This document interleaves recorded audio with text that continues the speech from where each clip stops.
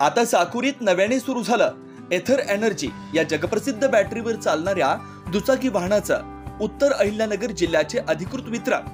तिपाडा bikes LLP सर्व प्रकारचे models हजर स्टॉक मध्ये उपलब्ध, त्यासोबत 24 तास वाहनांची दुरुस्ती सेवा उपलब्ध। एथर इलेक्ट्रिक गाडी खरेदी करण्यासाठी शोरूमला आजच भेट द्या। अधिक माहितीसाठी संपर्क 8055 20 20 20। 5 वर्ष आपण जेव्हा सर्वसामान्य माणसांच्या काम करण्यासाठी तडफड करतो, आमचे कार्यकर्ते हे कामाची सोडवणूक करण्यासाठी पळतात आणि हे सगळं काम संपल्यानंतर 5 वर्षामध्ये आपण एकदा फक्त लोकांना विनंती करतो आणि ही विनंती केल्यानंतर ही झालेली 2024 ची विधानसभा हा आमच्या परिवारामधला सगळ्यात वाईट काळ असं मला वाटतं। गणेश कारखान्याची निवडणुकीमध्ये आम्ही पराभूत झालो होतो, लोकसभेच्या निवडणुकीमध्ये माझा पराभव झाला आणि माझा पराभव झाल्यानंतर या राहत्या तालुक्यामध्ये असलेले काही ठराविक लोक यांनी हा संकल्प केला की आता कुठल्याही परिस्थितीमध्ये विखे पाटील परिवाराला आपण या तालुक्यामधून हद्दपार करायचं आहे। बैठका झाल्या, रणनीती आखली गेली, बरेचसे लोक दिसताना आमच्या बरोबर दिसत होते पण रात्री ते तिकडे बसायचे। कोण कोणाचा कोण कोणाबरोबर आहे, कोण खरंच विश्वास ठेवण्यासारखा आहे काहीही कळत नव्हतं। पण मी माझ्या वडिलांना नेहमी सांगितलं की आपल्या मागे कोणी जरी प्रतिनिधी नाही राहिला, आपल्यावरचे नगरसेवक जरी गेले, आपले काही ठराविक सरपंच जरी आतमधून फुटले, पण या मतदारसंघाची गोरगरीब जनता तुम्हाला कधीही सोडणार नाही। आणि तेच या निवडणुकीमध्ये त्याचं उत्तर की ज्या निवडणुकीमध्ये संघर्ष वाटत होता, ज्या निवडणुकीमध्ये अटीतटीची निवडणूक वाटत होती, या निवडणुकीमध्ये 65,000चं मताधिक्य आपण माननीय नामदार राधाकृष्ण विखे पाटील साहेबांना दिले आणि हे तुमच्या मताचा परिणाम आहे की आज हा जो कार्यक्रम होतोय, हा कार्यक्रम तुम्ही ठेवलेल्या विश्वासाने, हा कार्यक्रम तुम्ही दिलेल्या मतदानाने आणि हा कार्यक्रम तुम्ही जो 40 वर्षापासून एका परिवाराला बरोबर राहून हे बळ दिलं की आम्ही तुमच्या पाठीमागे आहोत, या विश्वासामुळे या कार्यक्रमाला एक वेगळं वलय आलेलं आहे। आज हा कार्यक्रम घेत असताना आपण राहत्या शहरामध्ये गेल्या 10 वर्षापासून बंद पडलेल्या घरकुल इमारतीच्या लोकार्पण सोहळ्याचा कार्यक्रम इथे घेतोय। 45 लोक, 48 लोकांना आपण आज फ्लॅट स्कीम मध्ये घर देत आहोत। 48 लोकांना। हे 48 लोक ते आहेत ज्यांना कदाचित त्यांच्या हक्काचं घर 10 वर्षापूर्वी मिळालं पाहिजे होतं, पण 10 वर्षामध्ये राहत्या शहरामध्ये झालेल्या निवडणुकीमध्ये लोकांनी आम्हाला नाकारलं, आमचे लोक नाकारले आणि एक दुसरी सत्ता त्या राहता नगरपालिकेमध्ये आली आणि ती दुसरी सत्ता आल्यानंतर काय मिळालं राहत्या वासियांना? एक अशी गटार योजना ज्याच्यामधून पाणी तर कधी गेलं नाही पण रस्ते सगळे उकरून ठेवले गेले। गरिबांना कधीही कुठल्याही प्रकारे घर देण्याचं कधी मानसिकता त्या ठिकाणी झाली नाही। लोकांचे काम बंद पडले आणि जेव्हा या राहता नगर परिषदेवर प्रशासक आला, मी त्या बिल्डिंग मध्ये गेलो, ती बिल्डिंगची परिस्थिती पाहिली, सीओना विचारलं सीओ साहेब काय अडचण आहे? ते म्हणले दादा हे काम आपण कुठल्याही निधीमध्ये करू शकत नाही। त्यांना म्हटलं किती पैसे लागतात? ते म्हणले 45 लाख रुपये। मी स्वतः व्यक्तिगत माझ्या खिशातून 45 लाख रुपये दिले आणि ते घर पूर्ण केलं। एका घराचा आशीर्वाद घेण्यासाठी 1 लाख रुपये। आपण जेव्हा शेजारचा उधारी मागायला येतो आणि 5,000 रुपये मागतो, ते आपण विचार करतो याला 5,000 रुपये दिले तर कधी परत देणार, आणि इथं 45 लाख रुपये देऊन टाकल्यावर सुद्धा मला माहित नाही की मला मतं पडतात की नाही। मी मतासाठी काम करतच नाही। माझं काम हे सर्वसामान्य माणसाच्या प्रश्नाची सोडवणूक करणे, माझं काम या मतदारसंघाच्या गोरगरीब जनतेचा विकास करणे, जातीविरहित, पक्षविरहित, धर्मविरहित आपण माणुसकी म्हणून या मतदारसंघामध्ये काम करतो आणि ही माणुसकी शेवटपर्यंत टिकली पाहिजे। आणि या माणुसकी टिकवण्यासाठी आज भारतीय जनता पार्टीचे जेवढे नवीन आमचे कार्यकारिणीमध्ये सदस्य घेतले गेलेले आहेत, मी तुम्हाला हात जोडून विनंती करेल की तुम्ही ही माणुसकी धर्म टिकवण्यासाठी पुढचे 5 वर्ष काम करायचं आहे आणि ते कराल, हा विश्वास मला त्या ठिकाणी आहे। आज जेव्हा घरे द्यायला आपण सुरुवात केली, सावळीवीर खुर्द येथे आपण त्या कोपऱ्यापासून सुरुवात करू। सावळीवीर खुर्द येथे 115 लोकांना मी घरे दिली। त्या जमिनीची किंमत होती 50 कोटी रुपये, जमीन फुकट। सावळीवीर बुद्रुक येथे मागच्या महिन्यामध्ये 450 लोकांना घरे दिले, जमिनीची किंमत होती 35 कोटी रुपये, फुकट। शिर्डी येथे 20 एकर जागा शिर्डीमध्ये राहणाऱ्या गोरगरीब माणसांना आणि झोपडपट्टीमध्ये राहणाऱ्या लोकांना आपण फुकट दिली, जमिनीची किंमत 120 कोटी रुपये, फुकट। पैशाला मूल्य नसतं। जो पैसा सर्वसामान्य माणसाच्या आशीर्वादाला आम्हाला मिळवून देऊ शकतो, जो पैसा या गोरगरीब जनतेचे आसू पुसू शकतो, जो पैसा या मतदारसंघाच्या झोपडपट्टीमध्ये राहणाऱ्या माणसाला आयुष्यभराचा आनंद देऊ शकतो, त्या पैशाला आमच्या दृष्टिकोनातून कुठलंही मूल्य नाही। गरीब माणूस हा आनंदात राहिला पाहिजे आणि या मतदारसंघामध्ये जो न्याय बंगल्यामध्ये राहणाऱ्या माणसाला मिळतो, जो न्याय गाडीमध्ये चालणाऱ्या माणसाला मिळतो, तोच न्याय एखाद्या पत्र्याच्या खोलीमध्ये राहणाऱ्या माणसाला देखील मिळाला पाहिजे। हे काम माननीय नामदार राधाकृष्ण विखे पाटील साहेबांनी हाती घेतले। आज माननीय नामदार राधाकृष्ण विखे पाटील साहेबांच्या माध्यमातून या मतदारसंघामध्ये झालेला विकास सांगायचा झाला तर आज ज्या महिला बचत गटांना आपण पिठाची गिरणी देतो, मसाल्याचं यंत्र देतो, किती बचत गटांना आपण 2 वर्षामध्ये साहित्य दिले, किती 2,500 महिला बचत गटांना जवळपास 13 कोटी रुपयाचं साहित्य आपण वाटलं। मला नेहमी हा प्रश्न पडायचा की ही गिरण्या दिल्या इकडं पुढे विकून तर टाकल्या नाही कोणी। आणि मग काल मी जेव्हा चोळकेवाडीमध्ये गेलो, मोरवाडीमध्ये गेलो आणि जलपूजनाचा कार्यक्रम होता आणि तिथं एका महिलेने मला घरी बोलवलं। आज त्या पिठाची गिरणी चालून ती रोज तिचं घर चालवते। मला इतका आनंद झाला की मला वाटतं की हे सगळे पद, हे सगळा मोह आणि त्या महिलेनी त्या पिठाच्या गिरणीचा वापर करून तिचं घर चालवलं, याचा इतका आनंद कधीच होऊ शकत नाही।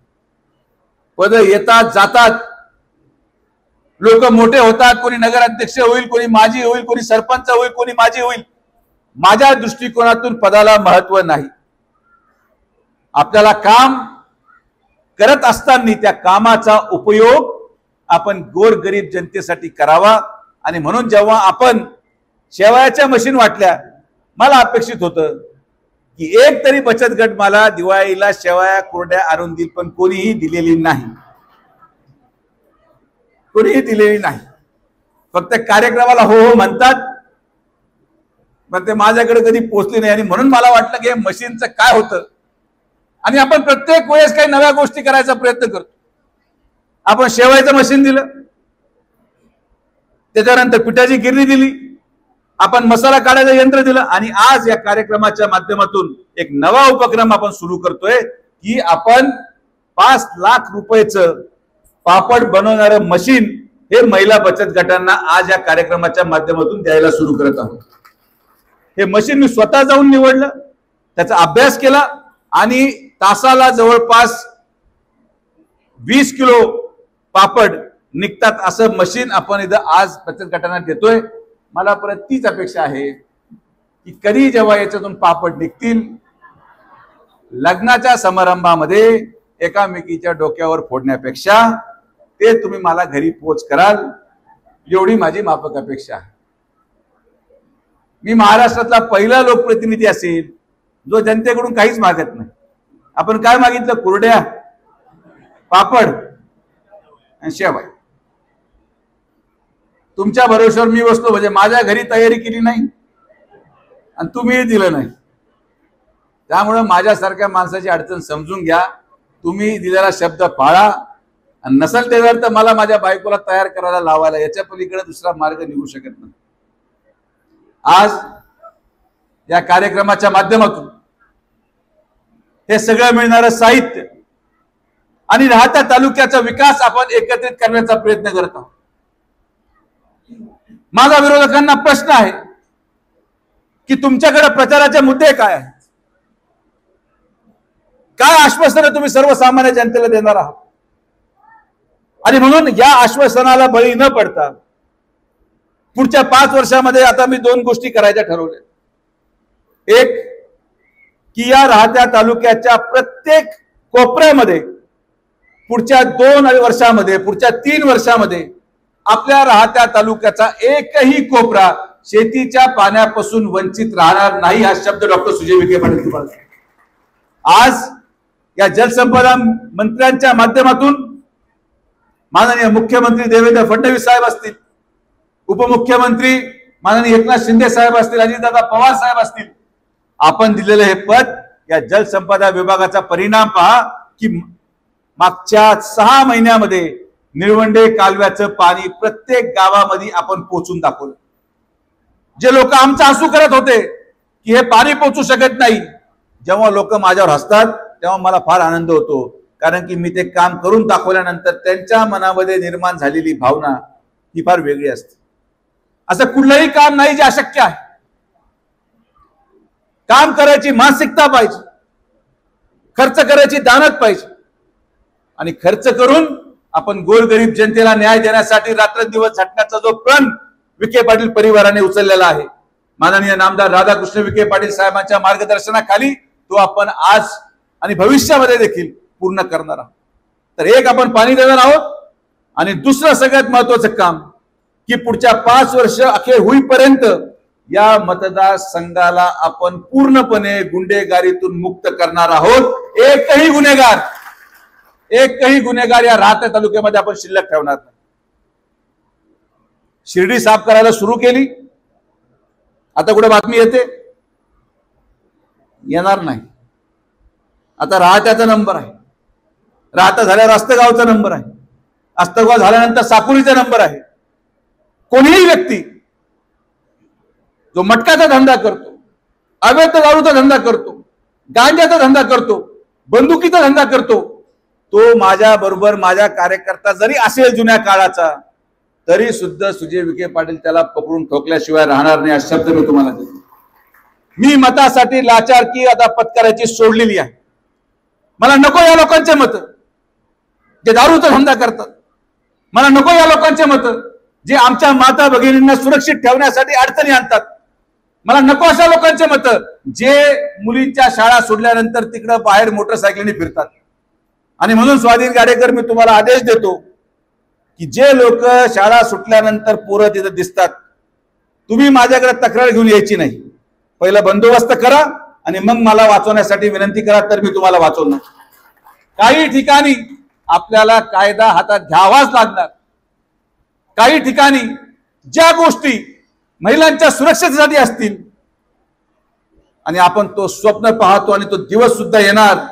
सगळ्या माता भगिनी आणि लाडक्या बहिणींना मी सांगतो की दिवस सुजय विखे तुम्हाला आणून दाखवणार की जेव्हा तुमच्या घरातली मुलगी रात्री 11 वाजता आपल्या मैत्रिणीकडे गेली तरी तुम्हाला रात्री निवांत झोप येईल, हा दिवस सुजय विखे या मतदारसंघामध्ये आणून दाखवणार.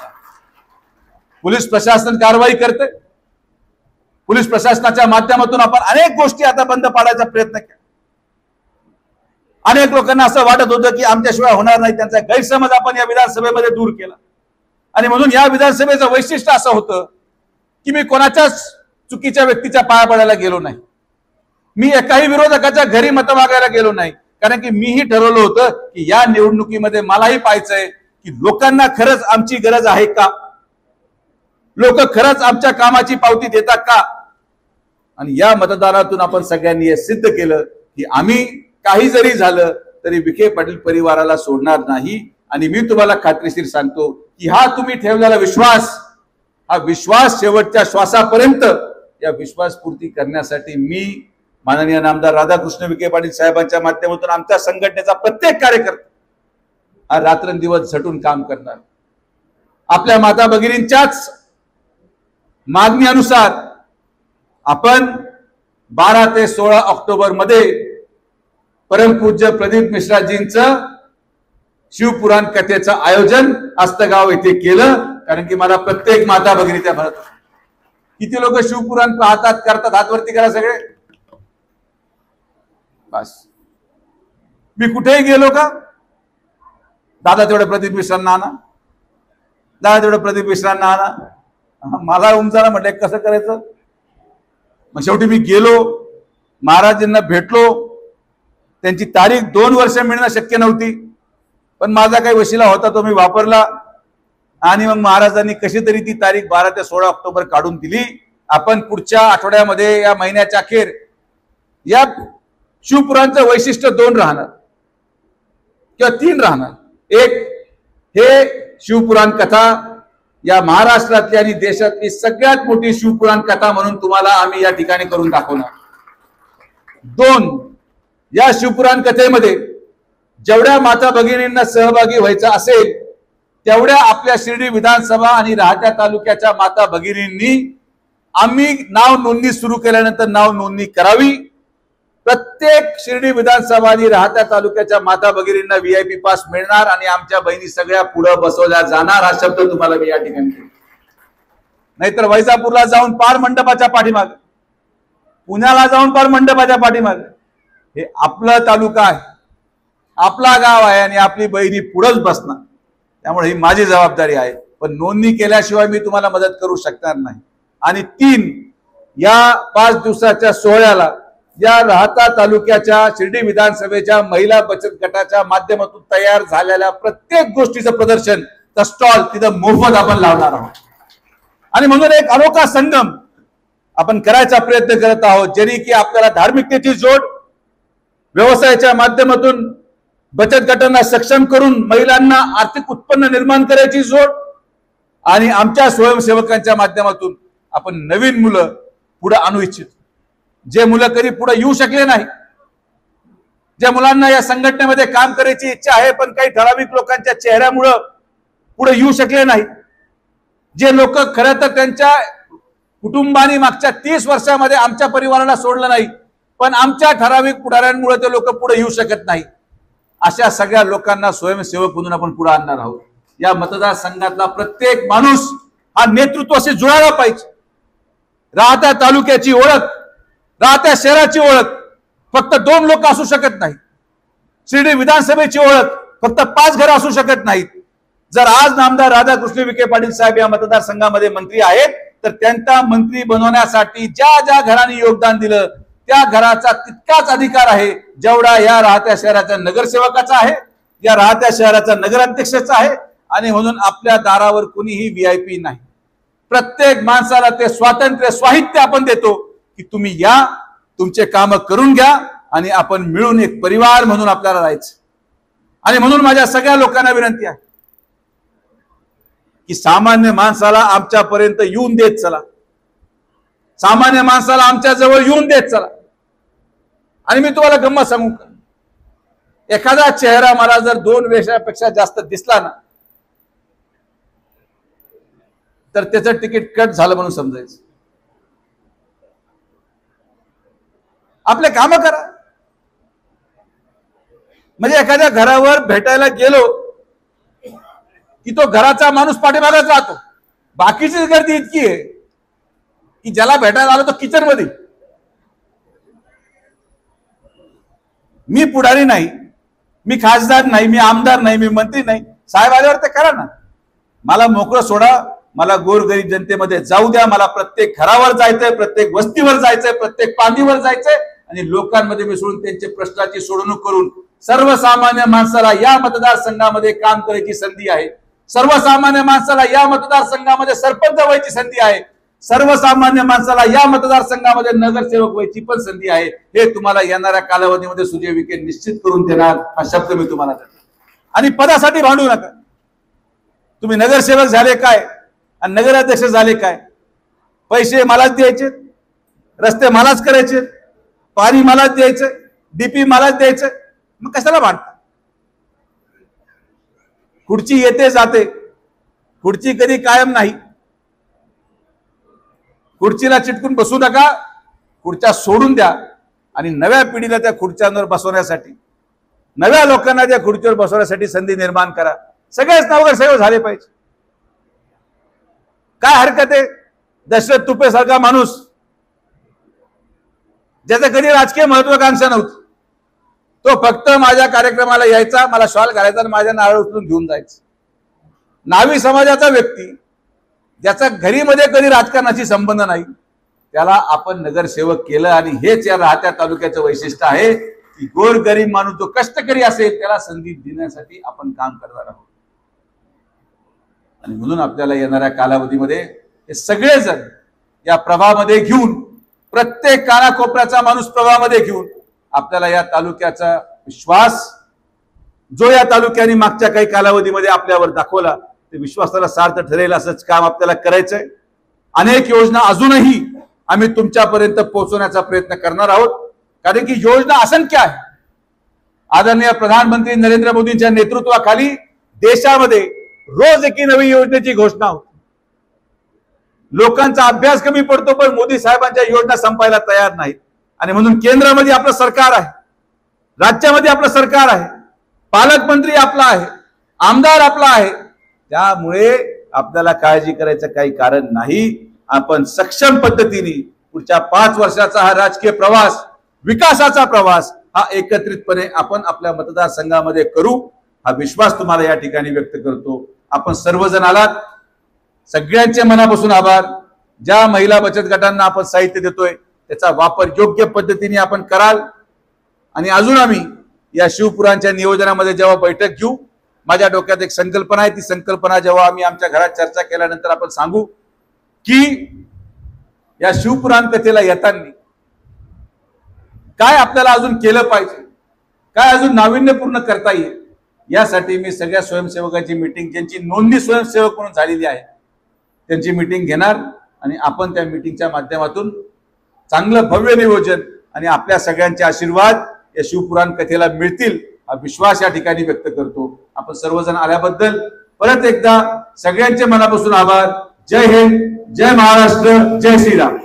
आपल्या स्वप्नातील घर साकारण्याची सुवर्ण संधी साई सिद्धी डेव्हलपर्सचे 34 एकरात असलेले Shri Radhakrishna park. NA plot, residential, commercial. प्लॉटची वैशिष्ट्ये: शिर्डी साई मंदिर 5 किलोमीटर अंतरावर, नगर मनमाड हायवे रोड लगत, जिल्हा न्यायालयाजवळ. अंतर्गत 30, 40, 50 फुटी प्रशस्त रस्ते, कॉलेज, शाळा, हॉस्पिटल 2 मिनिटांच्या अंतरावर. सर्व प्लॉट वास्तुशास्त्रानुसार. लहान मुलांसाठी पार्क व गार्डन, प्लॉट लगत वृक्षारोपण, MACB लाईट व सोलर सिस्टम, स्ट्रीट लाईट, पिण्याच्या पाण्याची पाईपलाईन, ड्रेनेज लाईन सुविधा. प्रत्येक प्लॉटची स्वतंत्र खरेदी, स्वतंत्र उतारा, माफक दरात खात्रीशीर व विश्वसनीय व्यवहार. साईट पत्ता: नगर मनमाड हायवे, राहता, जिल्हा न्यायालयाजवळ, पिंपळस, तालुका राहता, जिल्हा अहमदनगर. श्री अरविंदप्पा कोते पाटील. 98 22 90 40 76, 91 30 30 19 91, 73 50 50 19 91. आजच बुक करा व आपलं स्वप्न पूर्ण करा. आपल्या आनंदाचा नवीन पत्ता साई सिद्धी डेव्हलपरचे श्री राधाकृष्ण पार्क. निसर्गाच्या सानिध्यात साकार करा तुमचं स्वप्नातील घर. साई किरण डेव्हलपर्स. भव्य प्लॉट विक्री. सर्वात स्वस्त प्लॉट घेण्याची ही योग्य वेळ. प्लॉटची वैशिष्ट्ये: 4.15 एकरात भव्य प्लॉटिंग, श्री साई मंदिर, बस स्टँड, शाळा, हॉस्पिटल 5 मिनिटांच्या अंतरावर. स्ट्रीट लाईट व ड्रेनेज सुविधा उपलब्ध. पिण्याचे पाणी लाईन सुद्धा उपलब्ध. प्रशस्त रस्ते व निसर्गरम्य वातावरण. खात्रीशीर व विश्वसनीय व्यवहार.